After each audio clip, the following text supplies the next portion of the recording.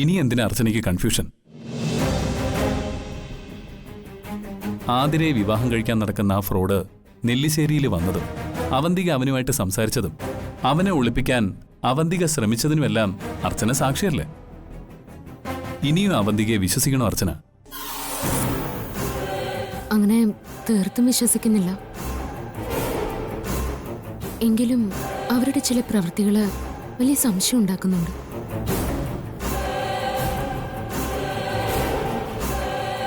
എന്നോട് സച്ചേട്ടനോടും ഒരിക്കലും പിരിയരുതെന്ന് പറയുക എന്തിന്? ഇന്നലെ രാത്രി കൂടി എന്നോട് വളരെ സ്നേഹത്തിലും വാത്സല്യത്തിലുമാണ് സംസാരിച്ചത്.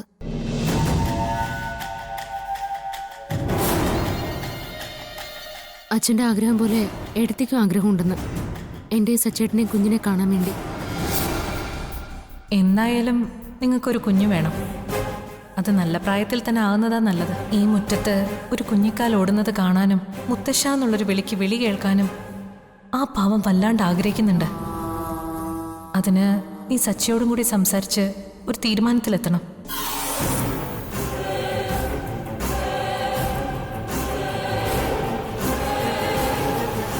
അഭിനയമാണെങ്കിൽ ഞാനൊരു അമ്മയായി കാണണമെന്നൊക്കെ പറയുമോ?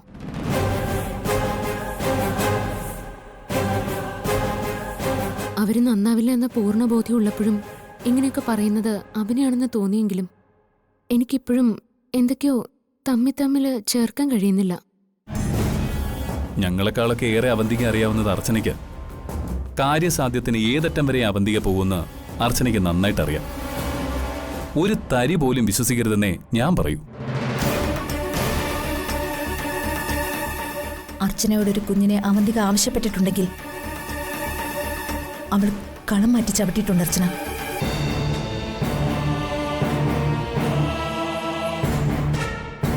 അവൾ ഏത് പോയിന്റിലേക്കാണ് കാര്യങ്ങളെ കൊണ്ടെത്തിക്കാൻ പോകുന്നതെന്ന് എനിക്ക് മനസ്സിലായി. എന്താ ഡോക്ടർ അത്? ഒരു കുഞ്ഞിനെ നെല്ലിശ്ശേരിയിലേക്ക് വേണമെന്ന് പറയുന്നത് കൊണ്ട് അവന്തിക എന്തായിരിക്കും ഉദ്ദേശിക്കുന്നത്?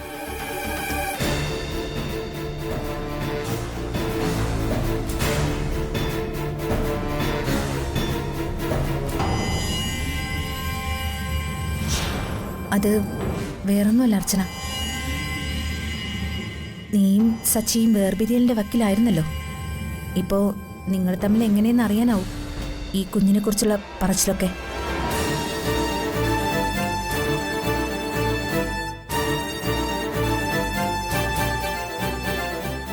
ഇനിയും അവന്തികയ്ക്ക് അവധി കൊടുക്കുന്നത് അപകടം.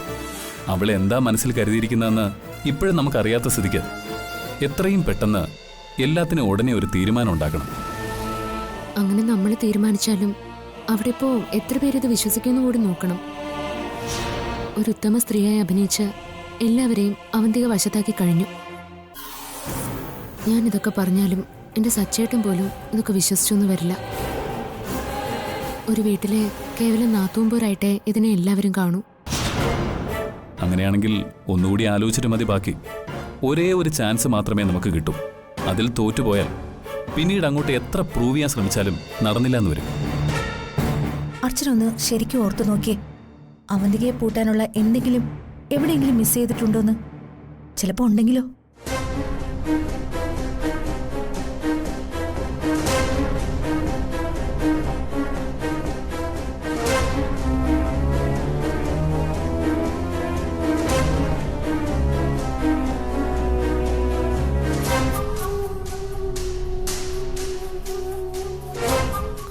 ഒരു സാധ്യതയുണ്ട്. പക്ഷേ അതത്ര എളുപ്പമുള്ള വഴിയല്ല. താൻ കാര്യം പറയാ, നമുക്ക് നോക്കാം. നെല്ലിശ്ശേരി കമ്പനിയില് പഴയൊരു മാനേജർ ഉണ്ടായിരുന്നു.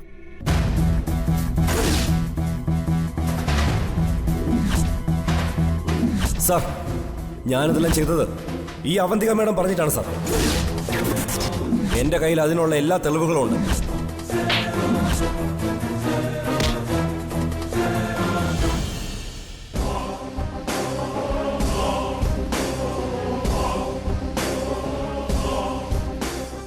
അവന്തിയുടെ കള്ളക്കളികള് കുറേയൊക്കെ അയാൾക്കറിയാം. പക്ഷേ അയാളുടെ പേരോ മേൽവിലാസമൊന്നും എനിക്കറിയില്ല. അയാളുടെ പേര് ആ വിജയ് എന്നാ. മേൽവിലാസം ഒന്നും എനിക്കറിയില്ല. ഒരു കാര്യം ഉറപ്പുണ്ട്, അവന്തിയെ കുറിച്ച് അയാൾക്ക് എന്തോ എന്നോട് പറയണമെന്നുണ്ടായിരുന്നു. അതിനയാള് കുറെ ശ്രമിക്കുകയും ചെയ്തതാ. ഇത് ഞാനാ മാഡം, വിജയ്, കമ്പനിയിലെ മാനേജർ. മനസ്സിലായി. നിങ്ങളെ കമ്പനിയിൽ നിന്ന് പിരിച്ചുവിട്ടതല്ലേ, പിന്നെന്തിനാ വീണ്ടും വിളിക്കുന്നത്? മാഡം മാഡം എനിക്ക് ചിലത് പറയാനുണ്ട്. എനിക്ക് ചില ഡോക്യുമെന്റ്സ് മാഡത്തിൻ്റെ കയ്യിൽ ഏൽപ്പിക്കണം. ഇതിനകത്തുണ്ട് എല്ലാ കാര്യങ്ങളും. മതി, ഇത്രയും മതി. ഇനി എന്താ വേണ്ടെന്നുള്ളത് ഞാൻ പറഞ്ഞുതരാം.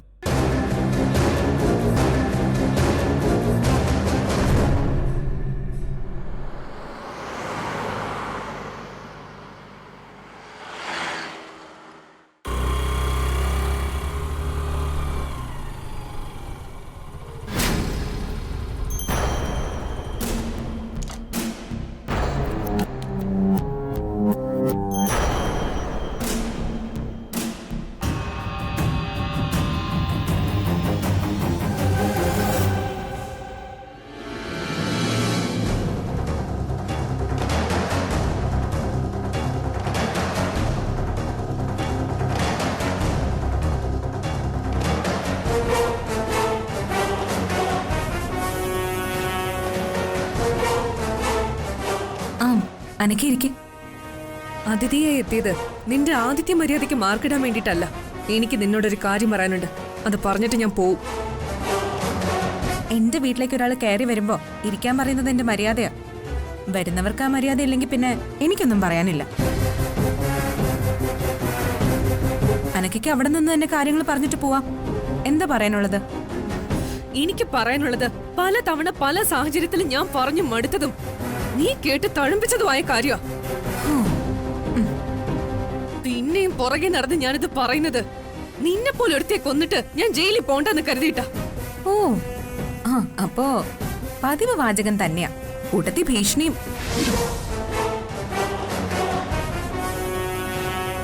സന്ദീപിനെ ഞാൻ മറക്കണമായിരിക്കും അല്ലേ? അതെ, മറന്നാ മാത്രം പോരാ, അവന്റെ കൺമുന്നിലേക്ക് ഇനി വരാനും പാടില്ല. ഓ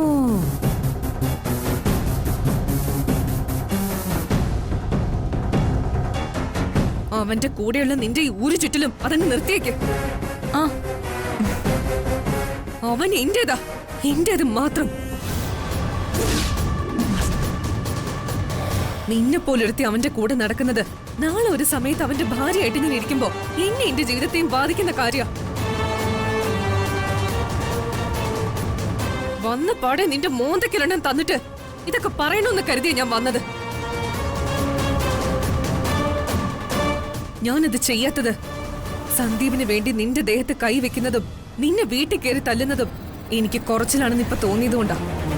ഇനി ഇതും പറഞ്ഞ് ഒരിക്കൽ കൂടി ഈ നട എനിക്ക് കയറേണ്ടി വന്ന നമ്മളിൽ ഒരാളെ ജീവനോടെ കാണും.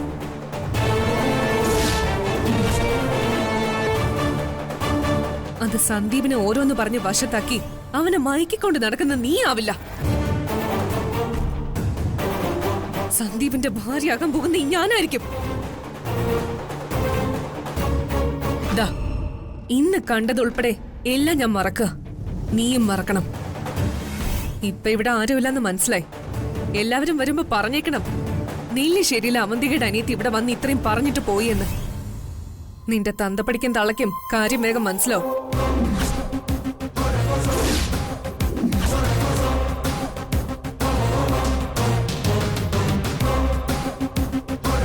അരുതാത്തത് എന്നെ കൊണ്ട് ചെയ്യിക്കരുത് നീ.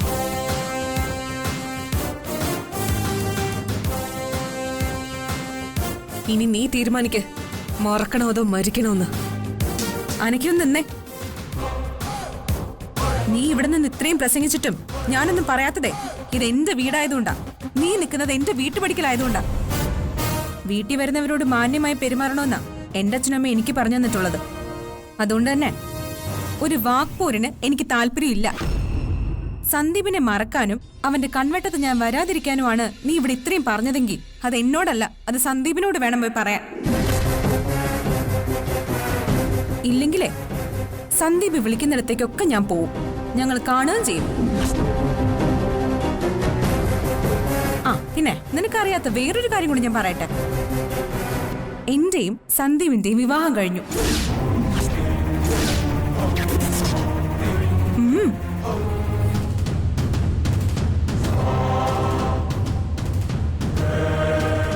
കണ്ടോ, നിനക്കിതുപോലെ ഞെട്ടിത്തരിച്ച് നിൽക്കാനേ പറ്റൂ.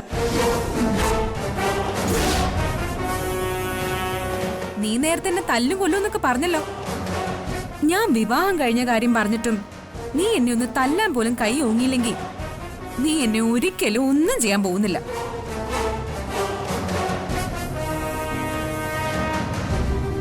ആ പിന്നെ വിവാഹം കഴിഞ്ഞു എന്ന് ഞാൻ പറഞ്ഞത് വെറുതെയാ. എന്താ നിന്റെ റിയാക്ഷൻ എന്നറിയാൻ. ഇന്നല്ലെങ്കിൽ നാളെ ഇതുപോലെ ഞാൻ പറയുമ്പോ എന്താ സംഭവിക്കുന്നതെന്ന് എനിക്ക് അറിയണമല്ലോ. ആ കാര്യം എന്തെങ്കിലും പറയുമ്പോ നീ എന്ത് ചെയ്യുമെന്ന് ചെറിയൊരു പേടി എനിക്ക് ഉണ്ടായിരുന്നെങ്കിലും ഇപ്പൊ മനസ്സിലായി. നീ ഒരു ചുക്കും ചെയ്യില്ലെന്നും ഒരു ചുണ്ണാമ്പിന് നിന്നെ കൊണ്ട് കൊള്ളില്ലെന്നും. ഞാൻ കാണിച്ചു തരാടി. സന്ദീപിനെ വിവാഹം കഴിക്കുന്നത് പോയിട്ട് നീ അത് സ്വപ്നം പോലും കാണണ്ട. നീ അവനെ ഇനി കാണാനും പോകുന്നില്ല. അതൊക്കെ നിന്റെ വെറും തോന്നലാ മോളെ. ഞാൻ കാണും, സംസാരിക്കും. നിനക്ക് ചെയ്യാൻ പറ്റുന്നത് നീ ചെയ്. ഇത് നെല്ലിശ്ശേരിയിലെ അർച്ചനയുടെ അനിയത്തി ആതിര പറയുന്നതാ. ശരിക്കറിയാലോ ഞങ്ങളെ രണ്ടുപേരെയും നിനക്ക്.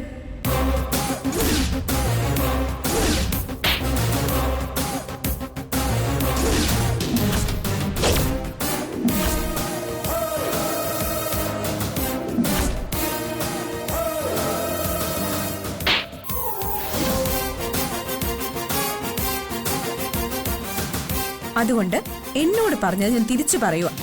നീ സന്ദീപിനെ അങ്ങ് മറന്നേക്ക്.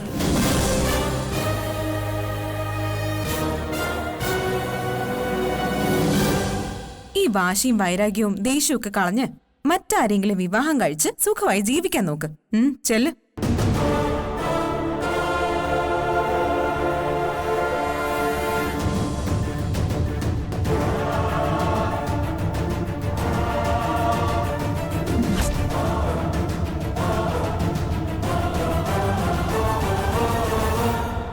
ആരോടാടി നീ വെല്ലുവിളിക്കുന്നേ? ഈ അനക്കയോടോ?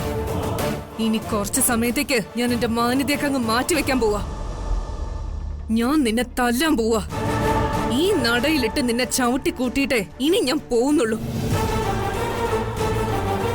വേണ്ടി വന്നാ നിന്നെ കൊന്നിട്ട്.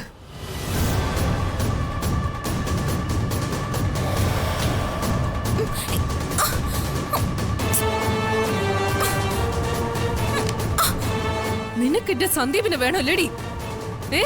അവനെ ഞാൻ മറക്കണമല്ലേ?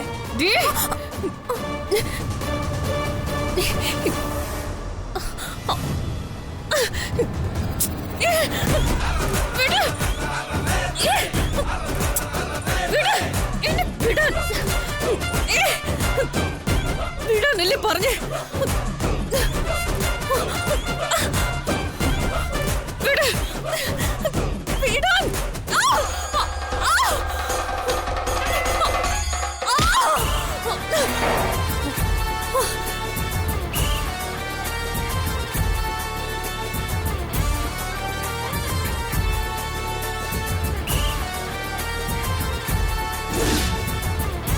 കയ്യാങ്കളിയൊന്നും വേണ്ട. അതൊക്കെ അവിടെ നെല്ലിശ്ശേരി വീട്ടില്. ഞങ്ങളുടെയൊക്കെ മുന്നിൽ നിൽക്കാൻ പോലും യോഗ്യതയില്ലാത്ത നീ എന്നെ കയറി പിടിച്ചല്ലേ?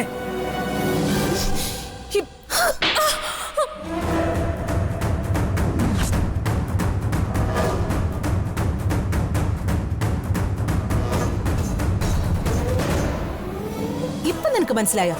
നിന്നെ കയറി പിടിക്കാൻ മാത്രമല്ല, നിനക്കിട്ടൊരെണ്ണം പൊട്ടിക്കാനുള്ള യോഗ്യത എനിക്കുണ്ടെന്ന്.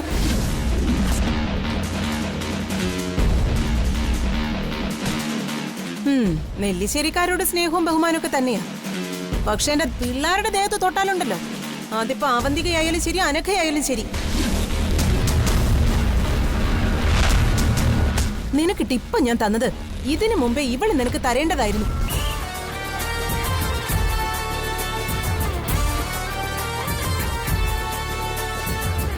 ഏതെങ്കിലും ഒരുത്തി മുന്നിൽ വന്ന് നിന്ന് തന്തയ്ക്കും തള്ളയ്ക്കും പറയുമ്പോ ഏത് കൊട്ടാരത്തിലെ തമ്പുരാട്ടി ആയാലും അടിച്ചവളുടെ കർണം പോയിക്കണം. അത് വീട്ടുമുറ്റത്ത് നിന്നാണ് പറയുന്നെങ്കിൽ ഒരടിയിലും നിർത്തുകയും ചെയ്യരുത്. വരുന്നവരുടെ സ്വഭാവവും വർത്തമാനവും പോലെ ഇരിക്കണം തിരിച്ചുള്ള പെരുമാറ്റവും. അതിഥി ദേവോ ഭവയൊക്കെ അങ്ങനെയുള്ള ആൾക്കാരോടാ വേണ്ടത്. അതല്ലാതെ വീട്ടിനടയിൽ നിന്ന് ചവിട്ടും കുത്തും എന്നൊക്കെ പറയുന്നവരോട് സമാധാനം പറഞ്ഞ് നിൽക്കല്ല വേണ്ടത്. ദേ, നീ ഇപ്പൊ രക്ഷപ്പെട്ടു. ഇറങ്ങിപ്പോ.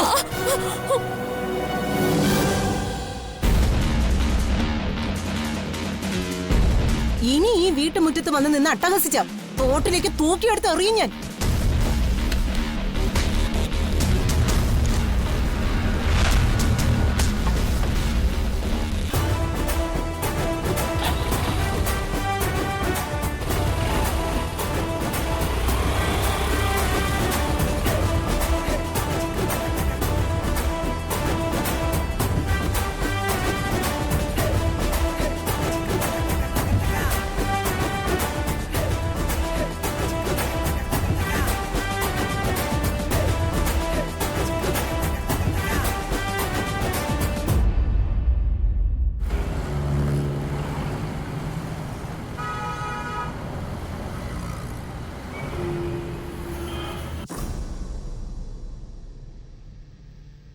നിനക്ക് എന്തിന്റെ കേടായിരുന്നു അവിടെ കയറി ചെന്ന് ബഹളം ഉണ്ടാക്കാൻ? നീ ആരാന്നാ നിന്റെ വിചാരം? എന്റെ അനിയത്തി എന്നുള്ള ലൈസൻസിലാണ് നീ ഇങ്ങനെയൊക്കെ ചെയ്തെങ്കിലേ എന്റെ മോളതങ്ങ് മറന്നു കളഞ്ഞേക്ക്. സന്ദീപിന്റെ കൂടെ അവളെ കണ്ടപ്പോ ഇതല്ല എനിക്ക് തോന്നിയത്. അവളെ കൊല്ലാനുള്ള ദേഷ്യത്തെ തന്നെയാ ഞാൻ അവിടേക്ക് ചെന്നത്. സന്ദീപിന്റെ കാര്യത്തിൽ എനിക്ക് അവളെ കൊല്ലാൻ അവന്തികയുടെ അനിയത്തി എന്ന ലൈസൻസ് വേണ്ട.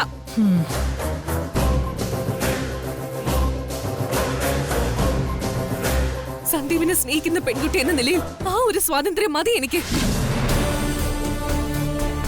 എന്നിട്ട് നീ അവിടെ പോയി ഇത്ര ഷോ കാണിച്ചപ്പോ നിനക്ക് സന്ദീപിനെ കിട്ടിയോ?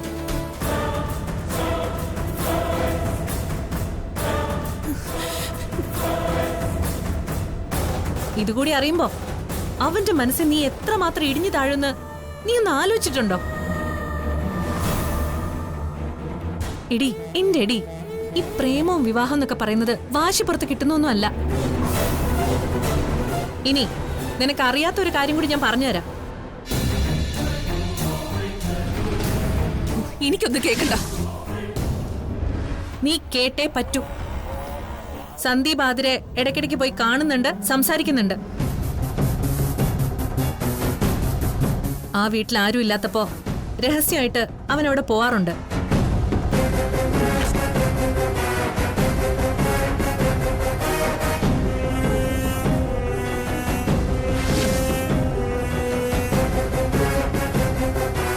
അവളുമായിട്ട് സമയം ചെലവഴിക്കുന്നുമുണ്ട്. അത് ഏത് പരിധി വരെ എന്നൊന്നും എനിക്കറിയില്ല. ചെല്ലടി, ഇതും പറഞ്ഞോണ്ട് നീ ചെന്ന് വഴക്കുണ്ടാക്ക്.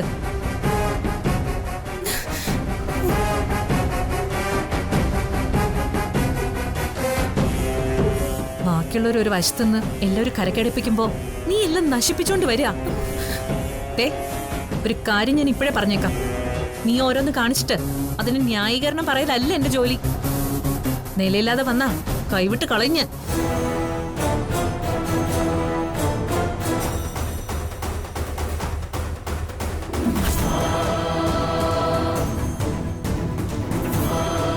ഒറ്റയ്ക്കായ പിന്നെ ഒന്നും സാധിക്കില്ല നിന്നെ കൊണ്ട്.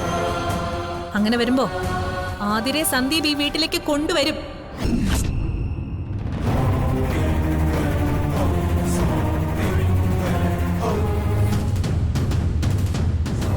ഞാൻ അർച്ചനയോട് മല്ലിടുന്ന പോലെ അല്ല ഇത്. അർച്ചനെ പോലെ പാവല്ല ആതിര. നിന്നെ ഓടിച്ചു മടക്കി മൂലയിലിടും. ഓർമ്മയുണ്ടല്ലോ അനുഭവം.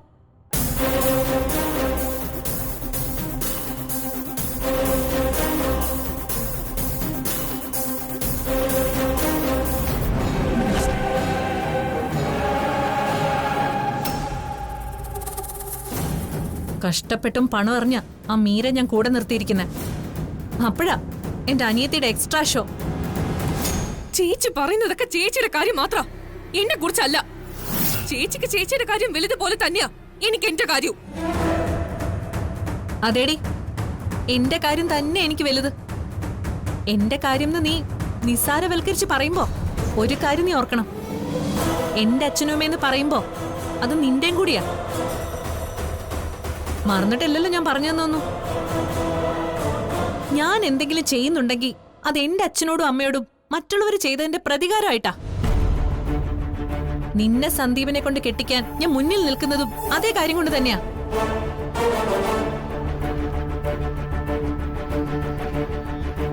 ഞാൻ എന്ത് ചെയ്താലും എന്റെ ഉള്ളെരിയുന്ന ജീവിതാനുഭവങ്ങളെ ഉള്ളൂ എന്റെ മുന്നില്. ജനിപ്പിച്ചവരുടെ ജീവനറ്റ ശരീരം ഏറ്റുവാങ്ങിയ കൈയ്യത്. ഈ കൈകൾ കൊണ്ട് തന്നെ നമ്മളെ ഒരിക്കൽ ഇരുട്ടിലാഴ്ത്തിയവരുടെ ജീവൻ എടുക്കണം എനിക്ക്. എന്റെ വാക്കുകൾക്കും നിർദ്ദേശങ്ങൾക്കും എതിരായി പ്രവർത്തിച്ചാലുണ്ടല്ലോ, അത് നിനക്ക് നല്ലതിനാവില്ല. അവന്തികയുടെ കഥ എന്താണെന്ന് നേരത്തെ അവന്തിക തന്നെ എഴുതി വെച്ചിട്ടുണ്ട്. അതിൻ്റെ ഇടയിൽ കുത്തും കോമയിട്ട് എന്റെ കഥയുടെ ഗതി മാറ്റാനായിട്ട് വന്നാലുണ്ടല്ലോ,